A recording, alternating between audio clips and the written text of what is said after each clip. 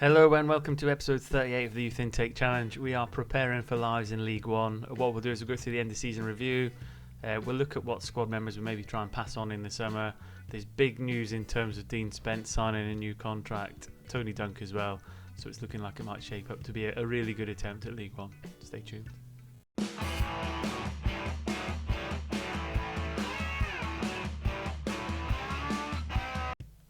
So here we go, end of season review. Largely successful, promoted not quite as champions, but I'm expecting we got quite a good turnout in terms of revenue, etc. But we'll find out. Again, transfers out. We let a couple go. Steve Spencer went, Nelson, Horney, Williams, and Wodrago. I mean, Wodrago was probably the unfortunate one of them. I'd like to have kept him for an extra season. He's joining Salitas FC. Is his next move. He's only 26 years old, but he was quite a good player, certainly a good squad player with some mental abilities that were really beneficial to our team, especially when Dean Spence wasn't there. Couldn't get him on a new contract, he left on a free, which was a bit unfortunate. Stephen Williams is another one we were quite unfortunate to mess out on. Again, he wasn't quite going to fit in. We had better options in there and he was just floating around and we weren't making good use of him, so we moved him on.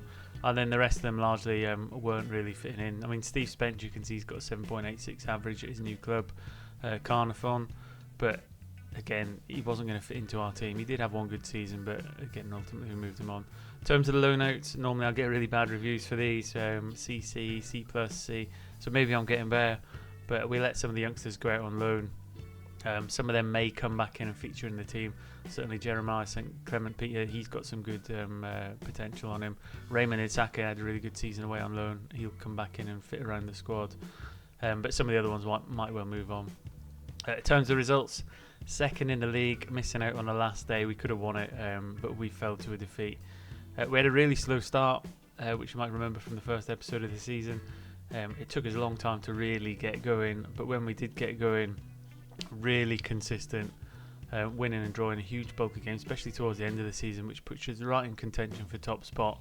But then right at the death, a draw against Burton Albion and a 4-0 defeat away at Scunthorpe put pay to it, and Colchester won on the last day of the season.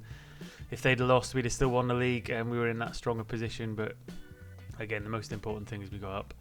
Tony Dunk, 18 goals, didn't quite get over the 20 goal threshold. I think he did get over 20 goals if you include the cups, but he didn't go over it in the league, so that's another little target for him to aim for this season.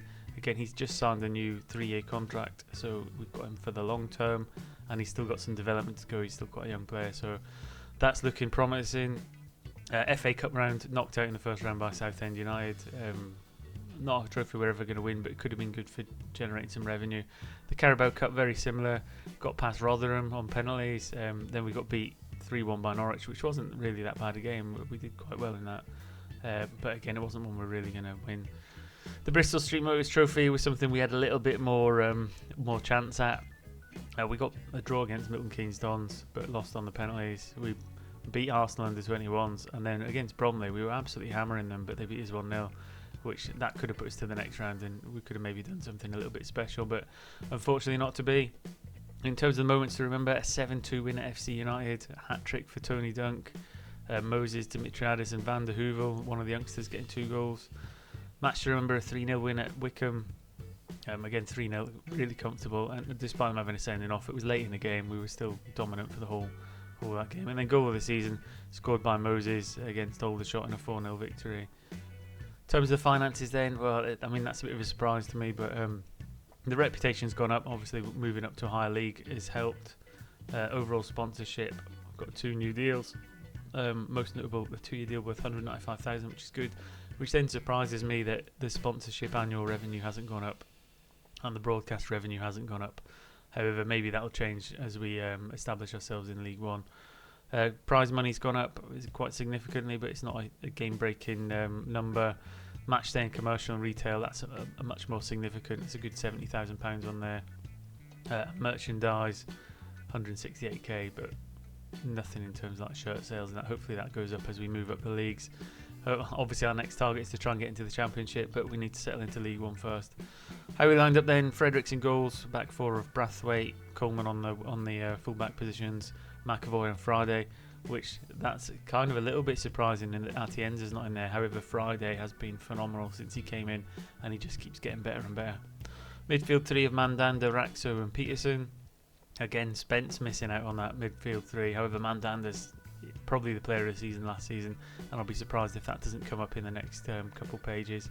Dimitriadis on the left, Etodo could maybe well fit in there.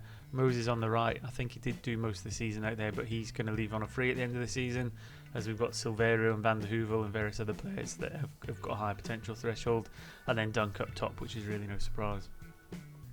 In terms of the accolades, we've got 2 Manager of the Month, so one for November, one for January. Player awards, so there you go, Fans Player of the Season, Jody Mandanda, average 7.1, 18-year-old. Young Player of the Season was Mandanda.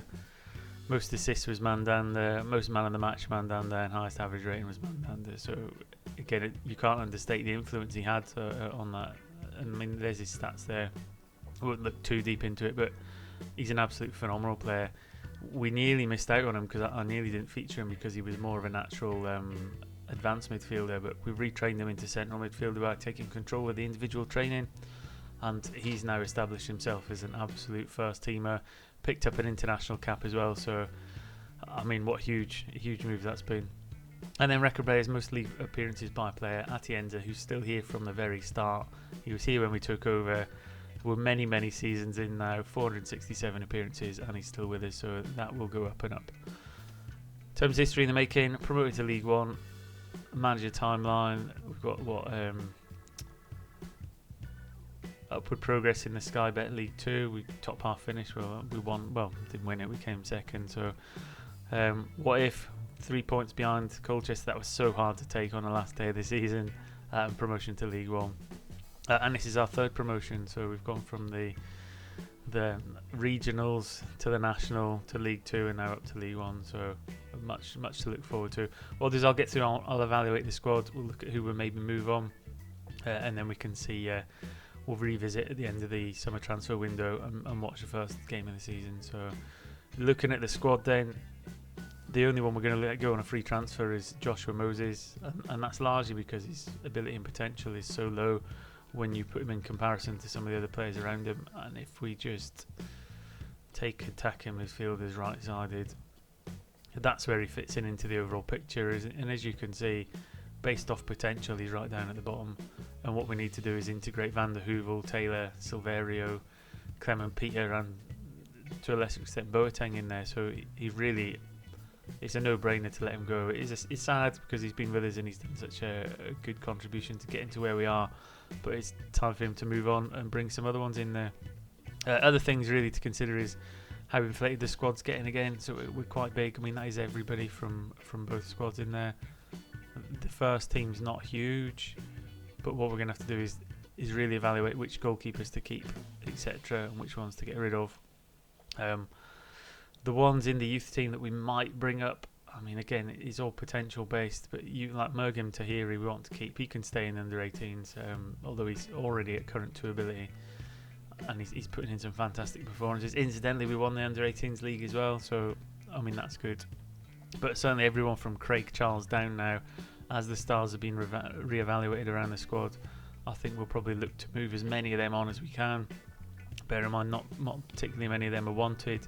However, it is a case of just thinning the squad down a little bit, because we all know there'll be another youth intake coming through, and we want to be able to take as many of them as we can without being detriment to the financial status of the club.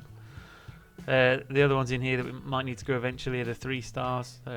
But we won't let them go yet. I mean, Tony Watson's probably next on the chopping block. If someone came in for him or Potter, I think I'd let them go. Fredericks less so because he's an absolute shoe-in for first team. Atienza, solid positional player there. But the rest of them should start to realise their potential, and as we re-evaluate the squad as a whole, we'll start to move them on. What I'll do then is I'll get through the summer. We'll see who goes.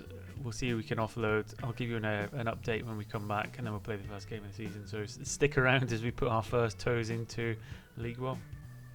Welcome back. So we've got through the transfer window. We're at the first game of the season where we're playing Portsmouth.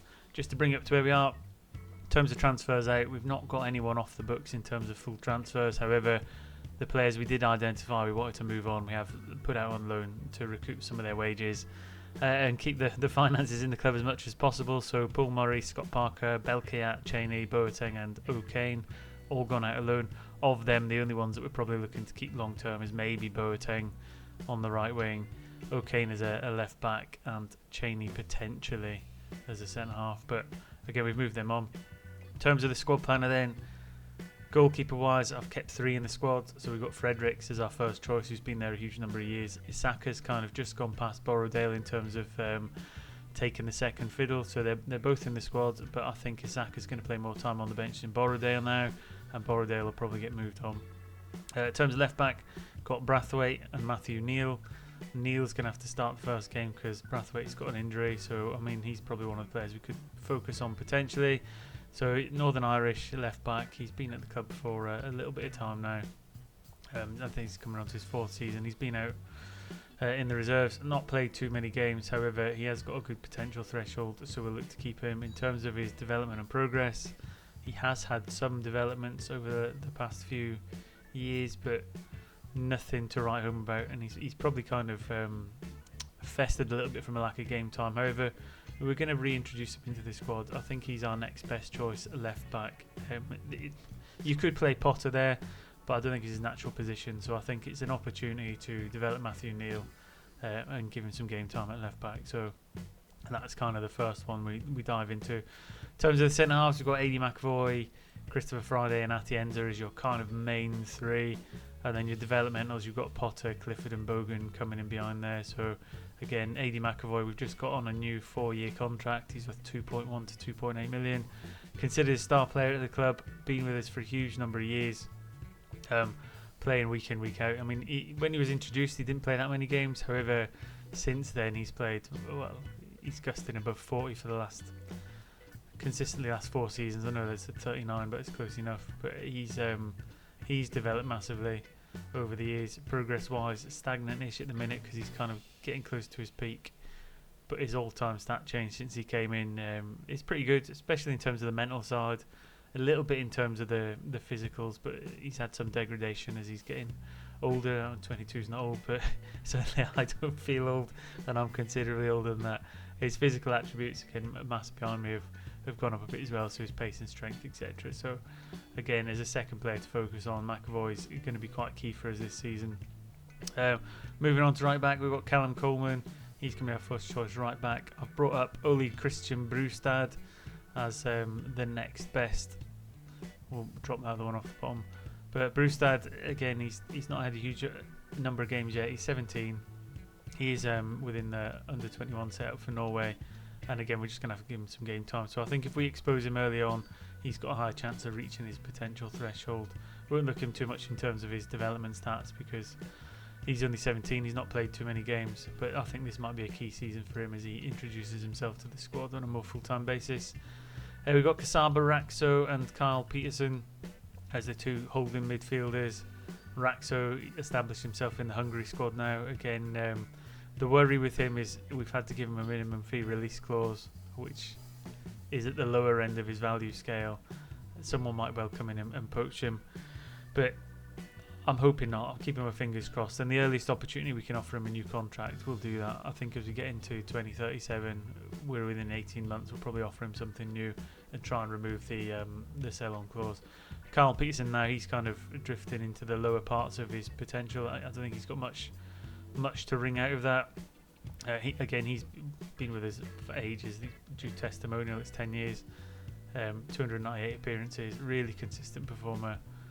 It'd be sad to see him go in many respects. However, in terms of his potential, he's only 3-star, decent League One player as a potential, good Vanarama at the minute, so he's got a little bit of work to do. But I think he'll do as a squad player. But at some point, he's going to have to get replaced. Within the midfielders, then we've got Dean Spence, who signed a new 3-year contract, which is massive. Jody Mandanda, who we'd look at previous episodes, he is on the left-hand side our best player in the kind of ball-winning midfielder role. Eric Lynch, he had a good season last season. He's kind of just slid ahead of Peterson in some respects for the centre midfield roles. Dimitriadis is in there for dropping deep, and then Mergim Tahiri, he's just come through the latest youth intake, only 16 years old, Kosovoan. We're gonna keep him in there. I think he's got such a high potential threshold. He was the best of a poor bunch that came through, Although him himself looks pretty good, and I want to see how quickly he can develop into that midfield role, especially when you consider Peterson's going to fade out the other side. Out on the left then we've got Dimitriadis, backed up by Etodo. That's a very close one to call. I think Etodo might go past him this year, and if he does, we'll probably look to move Dimitriadis on, because we've got some other young players waiting in the wings. On the right hand side, we're going to let Silverio kind of go as the starting midfielder on the right hand side. We've got Van den Heuvel as the kind of backup on the right, but he is also backup up front as well. So we've got Tony Duncan, Van den Heuvel, Tony Watson I've put into the under-21s. We'll probably look to put him out on loan, but certainly picking that up, you can probably spot we're really good at the back at the minute. We're not doing too bad fullbacks. Midfield's quite strong. We're probably going to need to pick up a right winger and a striker. That's what we'll be looking for in the next intake. We need something in there, or else we're going to start to struggle in a couple of years' time. However, we've got some players with some potential in there now, and that's what we're going to work for. How that looks in the squad planner in terms of your stats. Your players considered the best at the club is Mandanda, Raxo and Spence. So your three central midfielders, which is not a bad problem to have, because I would normally start all three of them. Raxo deep holding, Dean Spence is the attacking, and then Mandanda is the ball winner. So it's a really good foundation to build from. And then your best players after that is your centre halves and your goalkeeper. So as a spine, we're looking pretty good. Tony Dunk's creeping up the list as well. In terms of your potential, you can see we've got a good 10, 11 players up there with high potential, and it's just about helping them realise that.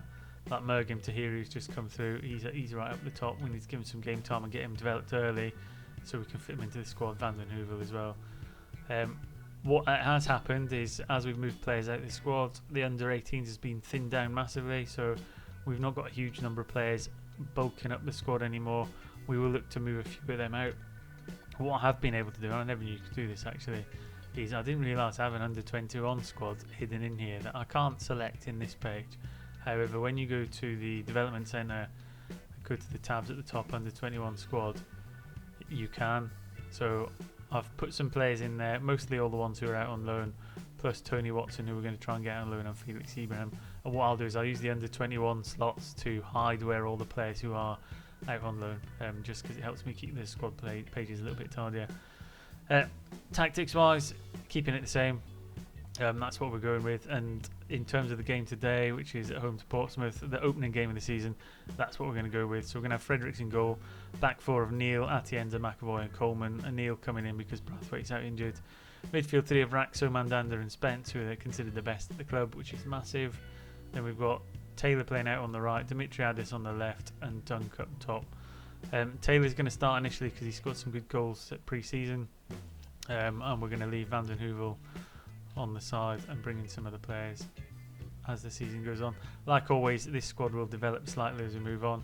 We're currently at about 27-ish players in the squad, so that might come down a little bit as we move on. But we'll look to get straight into the game and see how we can kick off the season. So without further ado, let's get into it.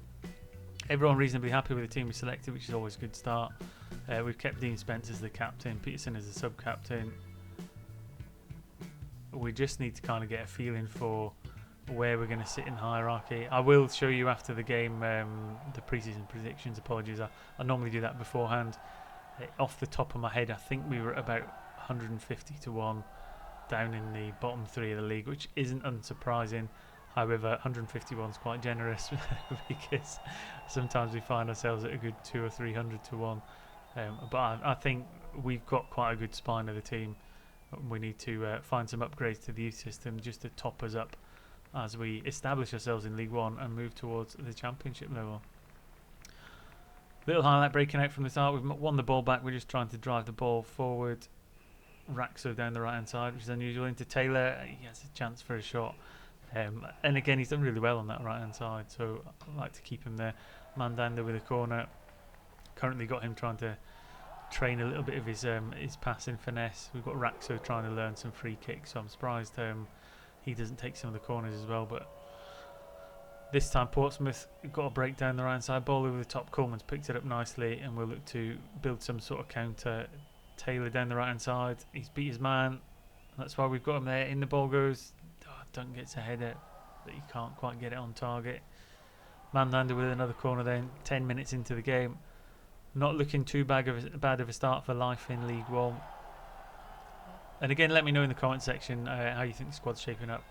Do you think we have it in us to kind of stay in the division? Could we maybe get mid-table, or do you think it's going to be a long, hard trudge down the bottom, of which we've had a couple over the series so far, and I'm trying to avoid that again if we can. Couple corners building from Portsmouth here. They seem to have found their feet in the game, starting to make some attacks of their own. Ball comes in, keeper dived miles out the wrong way, which was quite surprising. Fredericks has been such a stable player for us over the years. Coleman down the right hand side again. I'm hoping he's going to really kick on this season. Dimitriadis with a header just goes over. We have got Brewstat waiting in the wings, but Coleman, I think he's made that place his own. Potter held it for a year or so before, when we were really kind of lacking on right backs, but we've got a couple in recent years that we can look to build in. Deflected shot goes wide. Raxo get himself in the middle of the play. Portsmouth with another corner, so they're building some pressure. Fredericks gets it away, and we can regroup. Stats wise, I'd probably say we've got the shading of it in terms of shots on target, etc. However, Portsmouth are growing into the game and starting to grab a little bit of possession. We are playing with a cautious approach, which I think suits us. It certainly suited us last season, as Spence will put in the corner this time instead of Mandander from the opposite side. Atienza with a header, it just goes over the bar. And Atienza, I mean, it's good to see him getting a few games. I think Christopher Friday is going to really cement himself as a first teamer this year. I think we can say we're happy with the performance so far. As an introduction to the league, I think it's pretty good. However, it's points to make the difference. So if we can escape with a point on the opening game of the season and put something on the board, that'll be massive. Many seasons we've started off with a nil point, but I think the earlier you can get some points on the board, the better. Oh, Dunk with a chance there. Saved and put over. We need him to get scoring as well. Towards the tail end of last season, he started to fade off a little bit. Spence puts in a corner. Good header on target by McAvoy, but the keeper picks it up. However, what is promising is, despite us not having the lead or anything, is we're in the game. We're not being completely outclassed. We've had some chances, albeit we haven't taken them. As we build another move out from the back here, Spence to Atienza, quite calm, patient build up. Nell getting a few touches on the board. Spence forward, picks the ball into Taylor. That's a terrible, terrible finish. You get him into a place like that, especially when he's not done too bad in terms of goals. You would have expected him to do a little bit better. Coleman with the ball over the top. Dunkel chase. He drives it into the corner. Can he find a supporting player? Goes all the way back to Coleman. Mandander at the edge of the box. Dimitriadis with a wild shot with his right foot, which is his standing leg, not his normal scoring leg. Dunk not really setting the world on fire as we currently stand, but with still time. Spence to Coleman down the right hand side. Can he get it into the box? In it goes. Deflected. I think it hit the post. It happened quite quickly there. I might need to slow some of the highlights down because that went quite quick there. Raxo with a free kick from the edge of the box. It's been deflected wide. He has been on training to try and improve those and get a few more, but it's not quite worked out yet. Spence with another corner in, but it's headed clear. I mean, I think it's been ours to lose this. I'd like it if we could nick it and get a good start to the league with 3 points. Slack ball in there. Dimitriadis couldn't get on the end of it. All the way back to their keeper. Portsmouth going to drive over the top. Atienza picks it up. Again, we've got our foot on the ball and we can start to build back the other way. Raxo into Spence. Dunk. Gosh, just tipped over. It was a great effort. 20 minutes to go then. Another corner. Spence will put it in. I mean, I think it's been quite a good performance, really. It really calm, controlled, lots of considered possession, we'll call it. Nell down the left-hand side. Turning it back around the other side to come down the right, which seems to be our strongest. Dunk with a shot from way out. That's been tipped for a corner, which is quite fortunate to get something from there. But the last 20 minutes, Mandander will throw one in. Gets a chance to go again. Dimitriadis has been taken off his toes. Another highlight now. I mean, they're coming thick and fast. Raxo driving forward. Coleman down the right hand side again. I mean, he's looking like he might have a big season. Oh, it's put into Dimitriadis. They missed the cross in the centre. have to see that again. I thought the chance had gone as Coleman drove down the right hand side. In it goes. I mean, the defender missed it. Dimitriadis was first to react. Puts it. Oh, I mean, it's lovely in off the post. Lovely little finish. Puts us 1-0 up. And now it's a case, can we hold on to it? I mean, 15 shots to 2. We've had a really good start to the season. I'd have been disappointed if they'd scored straight away with a free kick, but they've got a corner. We're going to have to survive a little bit for the last 10 minutes. Headed clear. Taylor picks it up. And we get going back the other way. Into the final 5 minutes. Fredericks with a long goal kick. Dimitriadis driving forward. Could we get a chance to seal the deal? Spence has a shot. Dimitriadis had a chance to maybe get a second. It was a tight angle and there was a player in front. But Mandanda with a corner. We'll keep going. Can we make it 2? No, no one gets on the end of it and the ball's been cleared. And it looks like they might have a break on here. We've got players back, so you can't say it's a complete count now, but Fredericks let it go past the post. Nerves there into the last minute. I'm not going to make that change. Final 30 seconds. Dimitriadis picks the ball up. Raxo drives it forward to Spence. Taylor just needs to carry this down to the corner now. Coleman helping out. Raxo, lovely bit of controlled possession. All the way back to Fredericks. I mean, that's a lovely little bit of football there to come down and out the other side, and we escape with a 1-0 win. So a great start to life in League One. Dulwich Hamlet come out victorious against Portsmouth of all opposition. A really good performance. Look at the back four and midfield three there. Duncan Taylor maybe not playing as good as the rest, but I mean, what a performance that is. Coleman with an assist, Dimitriadis with a goal, and it looks like we might have a positive season. So hopefully that was a good update of where we are, good preparation for the league. Just before we go, I'll show you what the preview is, just so you've kind of got a record of it before we start. But in terms of preview, 200 to 1. I think it was 151. Bottom three, Portsmouth, who we've just beat. Where are they? Because it gives a bit of a barometer. 4th. So, I mean, we were dominant against them as well. So I'm not saying that means we're going to be at the top of the league or anything, but yeah, lots to hold on to. So once again, thanks for watching. Hopefully you've enjoyed it. I'll play through and get us ready to the Youth and Tick preview and mid-season update. And until then, enjoy your weekends and take care.